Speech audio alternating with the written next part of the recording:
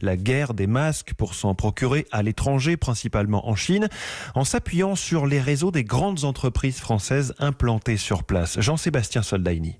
Une course contre le monde entier pour avoir des masques en quantité au meilleur prix dans un pays où il faut s'assurer que les usines existent vraiment, que les masques sont de bonne qualité. LVMH, implanté de longue date, a été sollicité. C'est Marc-Antoine Jamet, secrétaire général du groupe en personne, qui a piloté ses équipes en lien direct avec l'Élysée. Tous nos vendeurs allaient à la porte des usines, vérifier véritablement que les échantillons que vous nous avez donnés, c'était bon. On a des gens qui se sont réinventés, des gens à l'origine cosméticiens, à l'origine plutôt parfumeurs.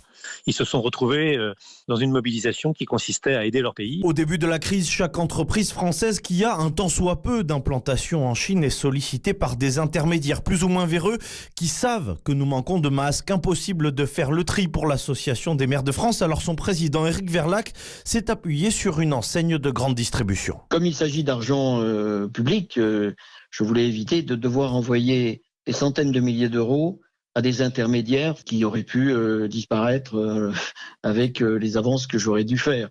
Parce qu'il faut connaître ses limites. L'import-export, ce n'est pas mon métier.